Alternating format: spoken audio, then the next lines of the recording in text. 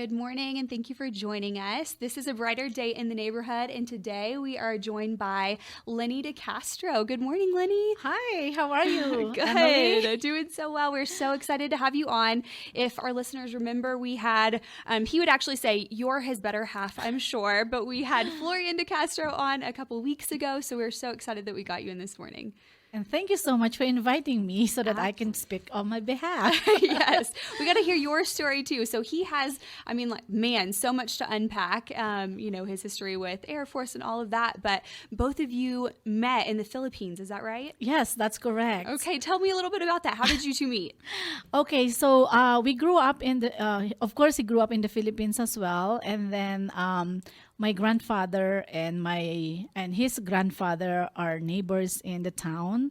And Wow. every time that he's coming home from Manila to visit his grandparents, we saw each other, and we know each other since we were 5. Wow. So he immigrated to the U.S. when he was 10 years old, and since then we've been writing with each other like a pen pal.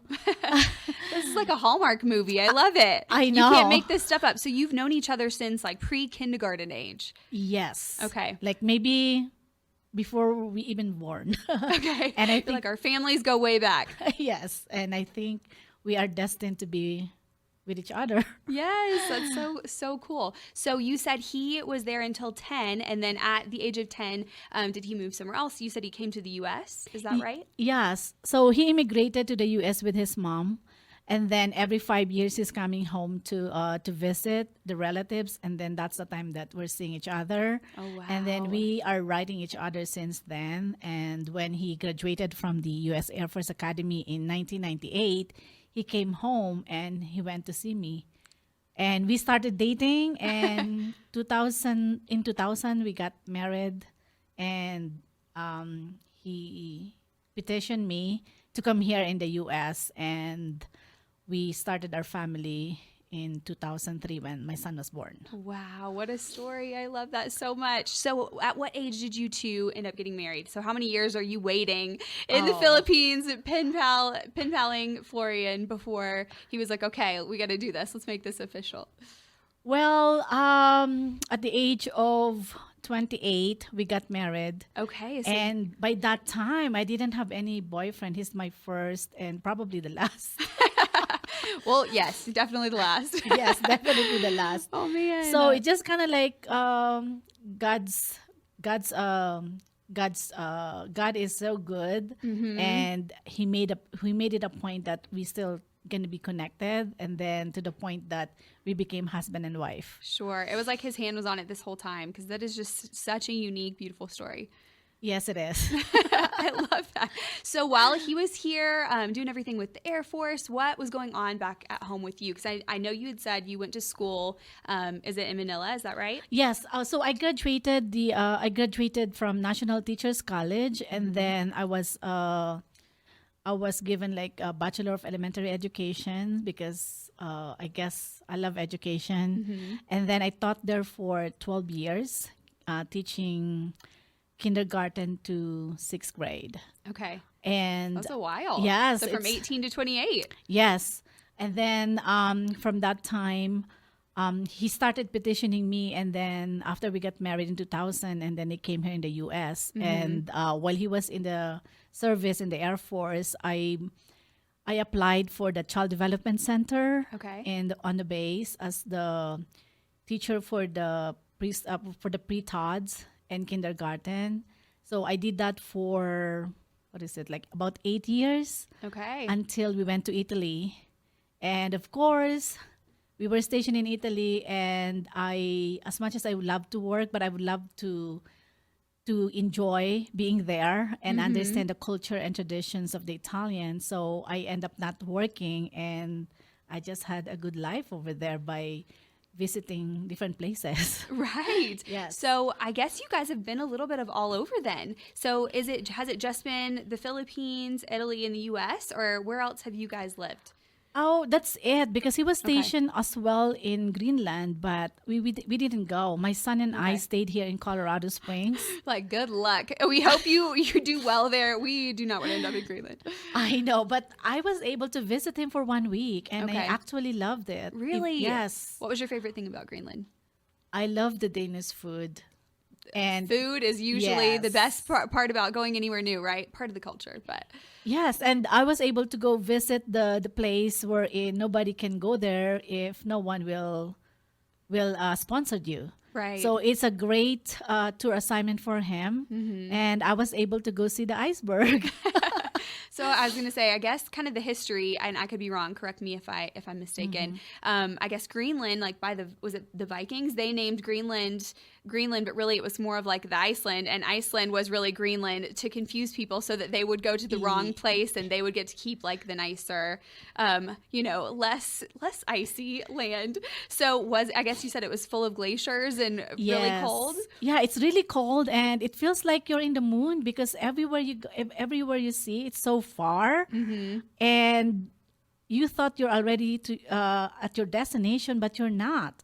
So I said, "Oh my goodness!" And then I know we have snow here, but over there it's terrible because I remember one time I went out with my wet hair, and all of a sudden it turned like ice. It's crisp all of a sudden. Yes. So we're close to that here with our weather today for Today. our listeners. Yeah, we have like, is it 10 degrees? But it was -3, I think, when I woke up. So I tried not to go outside with wet hair today. I'm sure you didn't either. I did it. It was a little tough.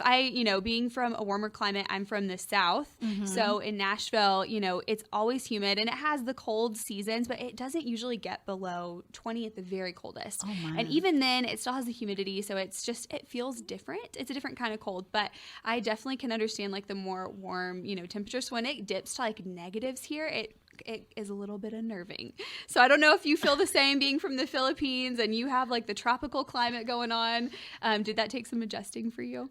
Yes, definitely. Because in the Philippines, we only have like wet and dry season. Right. It's just like that. And I remember when I was young, we live in a mountain. So in order for us to go down to go to school, way back in my elementary days, we have to go down. We have to go walk 2 hours every day for 6 years. And my goodness. yes, it was hard. It was a good experience, but I think what I had before, it makes me who am I today. Okay. That I am capable of doing things, which even though it's hard sometimes, but I can accomplish anything because of the hardship that I've been through way back. I love that, man. I heard a quote, I believe it was yesterday, that I was reading an article, and it said something like, life begins at the end of your comfort zone. And I was like, wow, that is such a good way to put that. And it's kind of like those trials of life and the harder things that you had to face. And it's like, okay, do I give up or do I continue with this? And this is going to make me better for that. It sounds like you definitely have some of those hurdles that you've overcome in your life that make you the incredible woman of character Thank that you. we're getting to sit down with today. Thank you so much. Yes. So kind of going back to, you had shared a little bit about education. How did you always have an interest in that? Was it because you loved, helping teach siblings or relatives, or what got you interested in doing education where that kind of became your passion? Well, I guess it's just like that experience that I have, that we were in elementary days, that we have to go walk and go to the school. It's so far. And that helps me to really like love education, because if you have the proper education and everything, no one can take it away from you. Because true. knowledge is power. And is, yes, and then that makes that experience of mine, I was able to go experience, which at first I said like, oh my God, why do I have to do that? But I guess now looking back, it made me appreciate what I had before. And then when I went to high school, I said like, you know what, I'm just going to be a teacher, because if I can make a difference in children's lives, then it's going to be important. And I think that's my passion, which it's very dear heart to me, seeing the light bulb when kids understanding what they don't understand. Mm-hmm. That makes me happy, and I think that's my greatest treasure. Yeah, it sounds like it's been an incredible life calling. Yep. So, kind of in that same vein, tell me a little bit about how you and Florian both started up, correct me if I'm wrong, started up the Huntington Learning Center. Okay. Tell Yeah. me So about that. yeah, sure. So since I had an education, a bachelor's in education, so that's my kind of like means. But when I came here in the U.S., I didn't pursue my career because, of course, I supported Flo for his military career, and I end up working at the child development. But I realized that I'm also molding the students because they at the age of 1 years old and above, and I was able to go teach them the basic foundations like colors, singing rhymes, alphabets, and everything. And that's make me so happy. So when we went to Italy, I didn't work there. And then when we came back, he has only like about 2 years left before he retired. So I work at the elementary school as a lunch monitor, and still about I love still about helping kids. And I said, we were thinking about like doing a business. And he said, like, why don't we open a tutoring center or tutoring business? And we look at different kinds of tutoring businesses, but this is far the best that I found that I like, because when I went to New Jersey to go look at the model and everything, I've seen that what the curriculum that they have is also the one that I've been using when I was teaching in the Philippines. Right. And when I was teaching there, first grade, second grade, I have 60 children under my care. 60 in one grade. In one grade. Oh my goodness. I think Yes. teachers here in the US would lose their minds. I do not know Yeah. how you did that. God bless. I don't know how did I do that, but there are 60 kids, and then way back textbooks are very important. So every subjects they have about 7 subjects.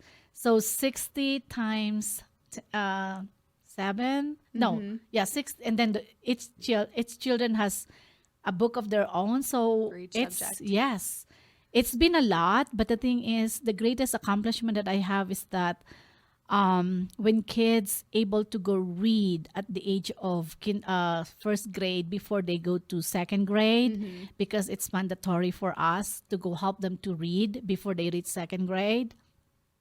That's my biggest thing. 60 kids able to go read at the age of second grade.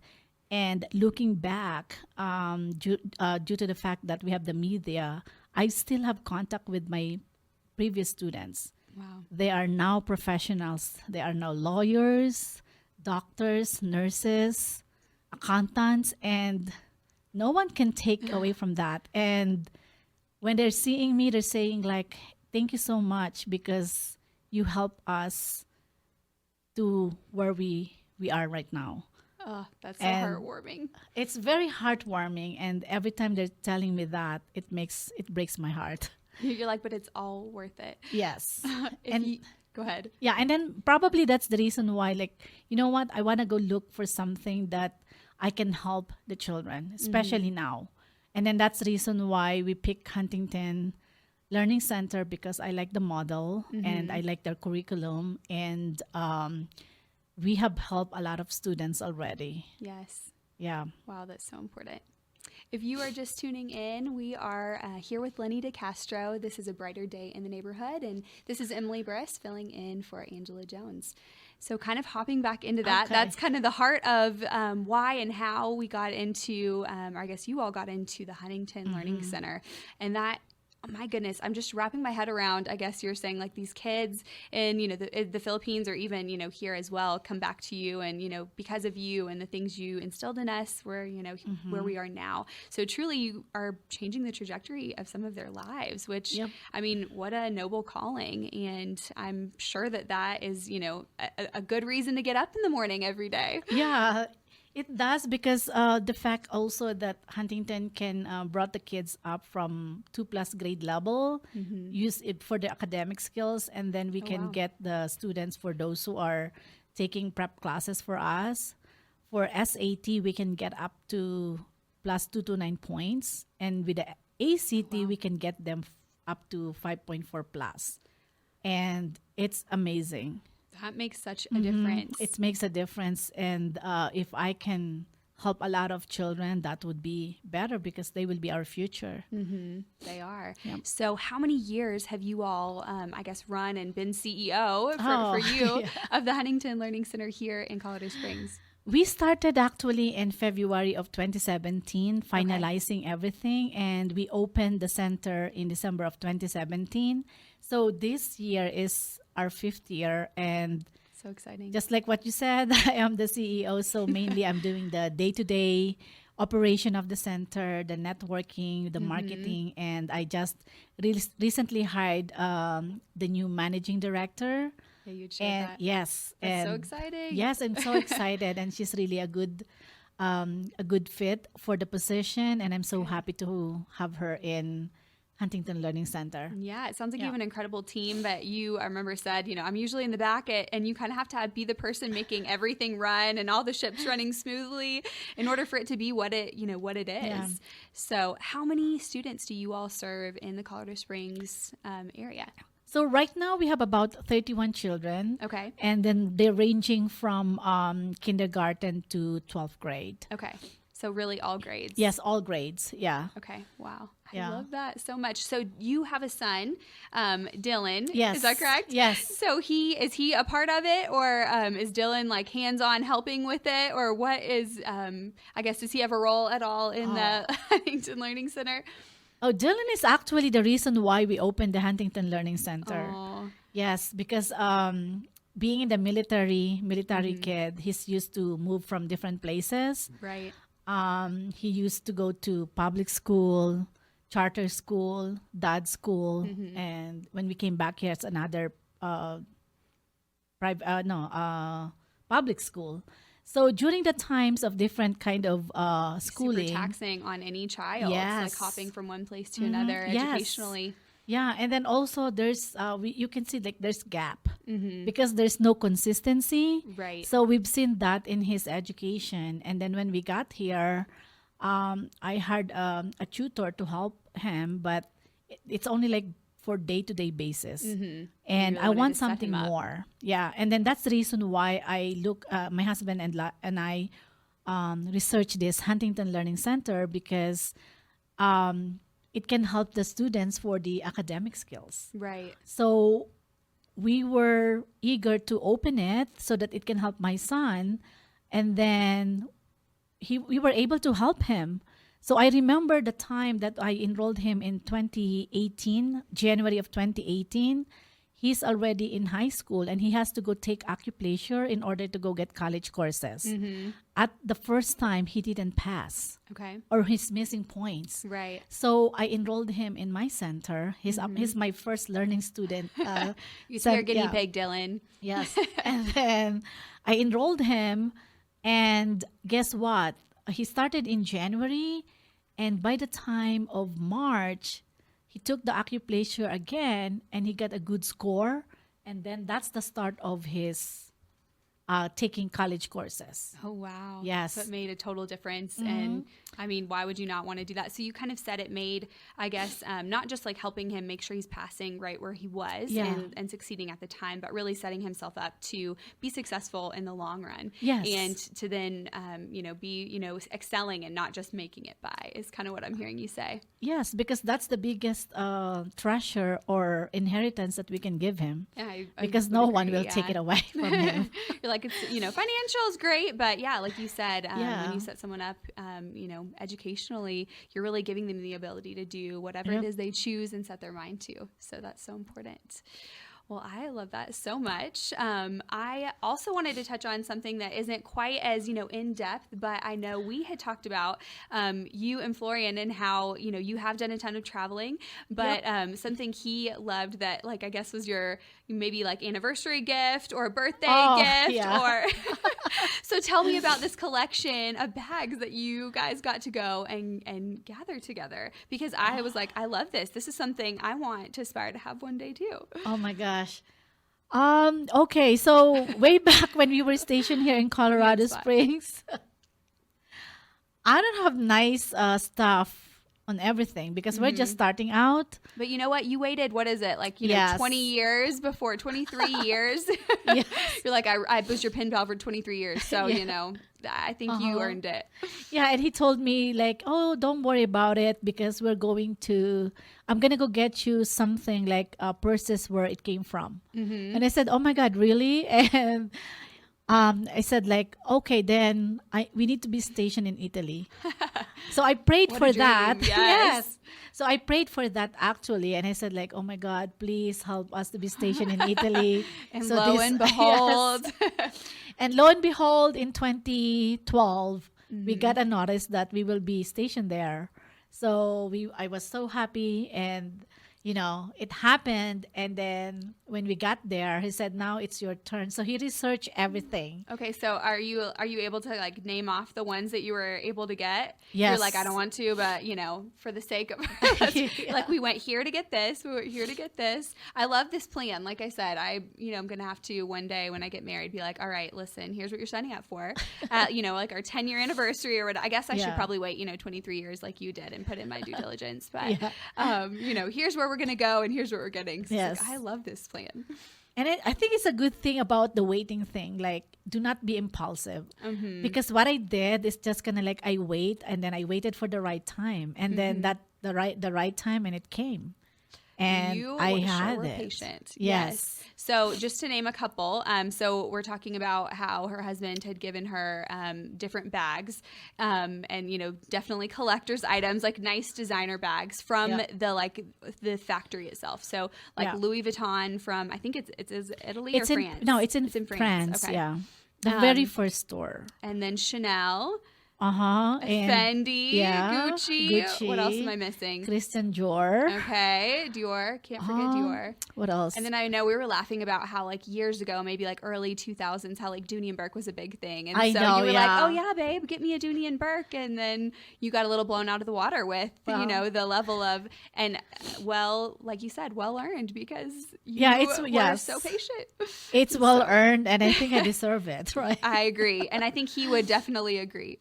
And So- the fact that I'm not the only one who's gonna use it, because we can pass it actually to Dylan's children. It's so true. Man, we could get into that because that's something that so interests me. People are like, oh, you're throwing away money, just wanting to look flashy. And I'm like, oh my goodness, do you know how much a Chanel bag costs if it was one of the, originals? And if it's been kept in good condition, it Yeah. now is, much, much more, valuable than the ones that, you can just go out and buy in stores today, which are not Yeah. inexpensive, but it truly is an investment piece. And so I think that's such a cool thing that you can pass down to, your children and Yes. grandchildren. And not that Dylan, would necessarily be interested in carrying a Chanel bag himself, but I'm sure that he would love to be able to gift those to his wife one day. So that's a beautiful legacy also that you're setting him up for. Yeah, it's just about legacy. Yeah. And I remember Florian, your husband, saying the same thing. Like, he being a businessman, he just is, legacy is so important. Yep. And I feel like in our kind of society, it's not something that's necessarily valued as much as it used to be. It's very much like, let's get all that we can right now and like live for the moment. And very few, Yeah. much more few people are, multi-generationally focused. And so I love how that's something that sets your heartbeat. Yep. We need to go leave a legacy for our children, right? Because Right. we're not gonna be here forever. Yeah, So that's true. they will have their own life, and if we were able to go give them a good legacy, then it will move from generation to generation, which is really good. I would totally agree. Yeah. Well, Lenny, we only have a few more minutes here. Okay. How do people, if they are looking to get in touch with you, either about a bag from, Italy or France, or for the Learning Center, what is the best way for them to reach out? Well, they can look at our websites. It's www.huntingtonhelps.com, or they can try to call our number, 719-239-7073. And we were able to go help. And I just want to go take this opportunity as well, and let the other women, minorities, and also like immigrant like me, that everything is possible. I'm just a housewife, but I was able to. So much more. Yes, but I was able to go build this business, though it's a franchise, but it helps me to go help the community by making a difference in children's lives. So if they want any pointers or anything, please feel free to contact me and I would be able to help. Okay, great. I love that. And you truly are, we talked about a little bit with your husband, you're living the American dream. And so I think that's such a beautiful thing that you have set up legacies and that you're like, anybody can do this. And so you've worked so hard. So I just want to commend you for that as well. Thank you. Yes, ma'am. Thank you so much. Well, we have loved having you with us today, Lenie. This has been a brighter day in the neighborhood. And until next time, I hope that you have brighter days.